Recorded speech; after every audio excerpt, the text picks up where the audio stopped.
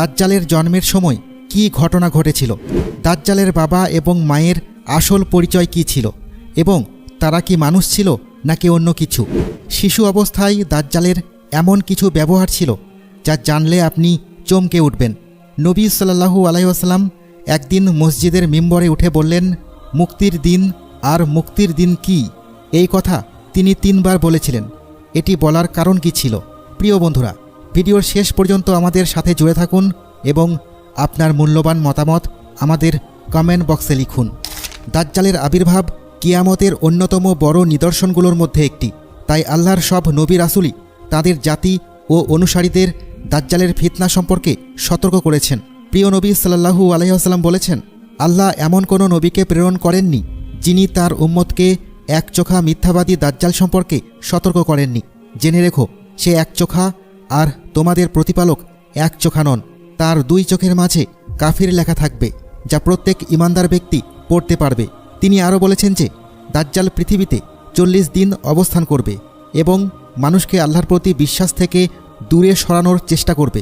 এই সম্পর্কে নবীজি সাল্লাল্লাহু আলাইহি ওয়াসাল্লাম বলেন, এর মধ্যে প্রথম দিন হবে একটি বছরের মতো, দ্বিতীয় দিন হবে একটি মাসের মতো, আর তৃতীয় দিন হবে সপ্তাহের মতো এবং তার বাকি দিনগুলি স্বাভাবিক দিনের মতো হবে।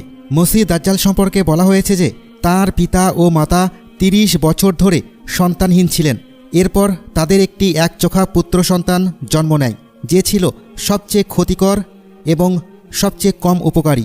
তার চোখ দুটি ঘুমিয়ে পড়ত, কিন্তু তার হৃদয় জাগ্রত থাকত। তার পিতা ছিলেন দীর্ঘকায় মাংসল গড়নের এবং তার নাক ছিল পাখির ঠোঁটের মতো বাঁকানো। তার মা ছিলেন বেশ মোটা এবং লম্বা হাত বিশিষ্ট। অর্থাৎ দাজ্জালের পিতা ছিলেন দীর্ঘকায়, কিন্তু শরীরে তেমন মাংস ছিল না। আর তার মা ছিলেন বেশ ভারী, লম্বা হাত ও বড় বক্ষ বিশিষ্ট। এই সন্তান একচোখা অবস্থায় জন্ম নেয় এবং দিনরাত ঘুমিয়ে থাকত।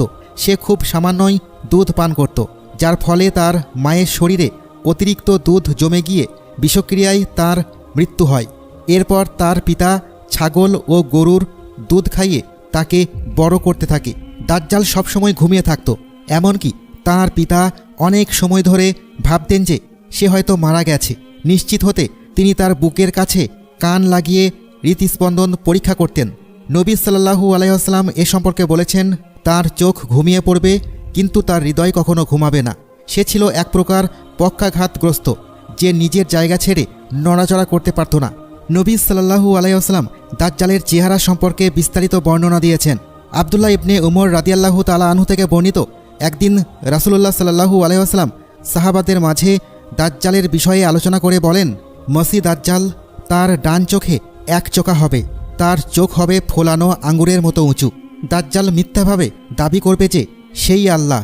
তার দেখানো নানা চমকপ্রদ ঘটনা ও মিথ্যা অলৌকিক কাণ্ড দেখে অনেকে বিভ্রান্ত হয়ে তাকে বিশ্বাস করবে।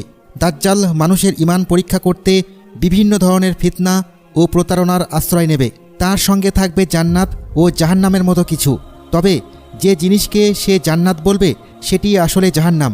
নবী সাল্লাল্লাহু আলাইহি ওয়াসাল্লাম বলেছেন, আমি তোমাদের তাকে নিয়ে সতর্ক করেছি, যেমন নূহ আলাইহিস সালাম তার জাতিকে সতর্ক করেছিলেন। দাজ্জালের ফিতনা হবে মানব ইতিহাসের সবচেয়ে ভয়ঙ্কর পরীক্ষা, কারণ আল্লাহ তাআলা তাকে এমন সব অতিপ্রাকৃত ক্ষমতা দেবেন যা মানুষের চিন্তাশক্তিকে হতবাক করে দেবে। খ্রিস্টানরা মনে করবে যে সেই ঈসা ইবনে মারিয়াম। যখন সে প্রকাশ পাবে তখন প্রথমে ইরানের আসপাহান নগরী থেকে 70,000 ইহুদি তার অনুসরণ করবে।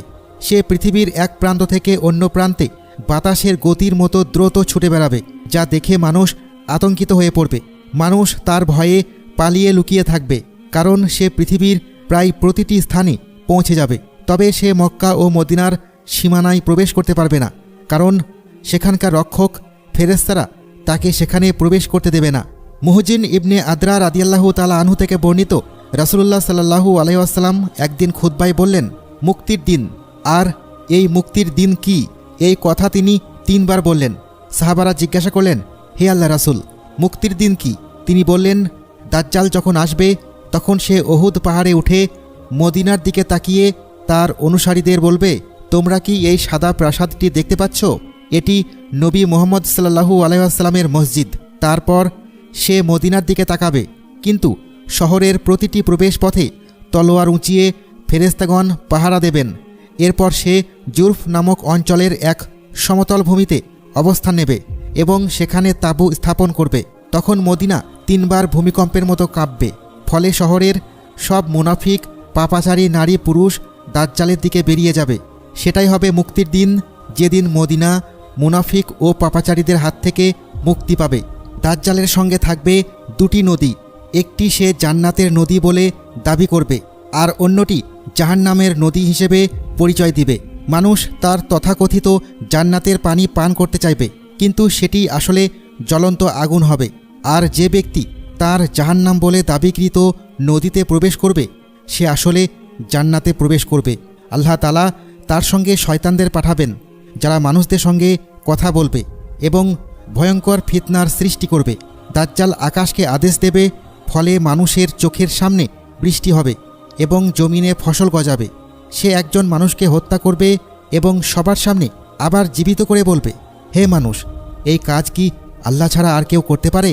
এই কথা শুনে অনেকে তাকে সত্যিকারের প্রভু মনে করে বিশ্বাস করবে এবং তার অনুসারী হবে। ধীরে ধীরে তার ফিতনা ছড়িয়ে পড়বে আর তার অনুসারীর সংখ্যা বৃদ্ধি পাবে। কেবল অল্প সংখ্যক প্রকৃত মুমিন তার ফিতনা থেকে রক্ষা পাবে।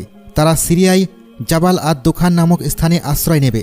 তখন দাজ্জাল তাদের ঘেরাও করবে এবং চরম কষ্টের মুখে ফেলবে। ফলে তারা ভয়াবহ দুর্ভোগের সম্মুখীন হবে। দাজ্জালের প্রধান অনুসারীরা হবে ইহুদি এবং তুর্কি জাতির মধ্যে বেশ কিছু লোক। এছাড়া মরু অঞ্চলের কিছু বেদুইন এবং নারীরাও তার অনুসারীদের মধ্যে বেশি থাকবে। রাসূলুল্লাহ সাল্লাল্লাহু আলাইহি ওয়াসাল্লাম বলেছেন, ঠিক 40 দিন শেষে হযরত ঈসা আলাইহিস সালাম পৃথিবীতে অবতরণ করবেন। তিনি হলেন প্রকৃত মসিহ আর দাজ্জাল হলো মিথ্যা মসিহ।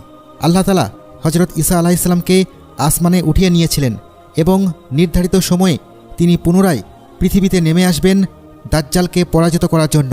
সহিহ হাদিসে এসেছে, হযরত ঈসা আলাইহিস সালাম পৃথিবীতে অবতরণ করবেন সিরিয়ার দামেস্ক শহরের পূর্ব দিকে অবস্থিত সাদা মিনার সংলগ্ন স্থানে। এরপর তিনি ফিলিস্তিনের লুদ নামক স্থানে দাজ্জালকে ধরে ফেলবেন এবং সেখানে তাকে হত্যা করবেন। এভাবেই দাজ্জালের চূড়ান্ত পরিণতি ঘটে যাবে এবং তার সৃষ্টি করা ফিতনার অবসান হবে।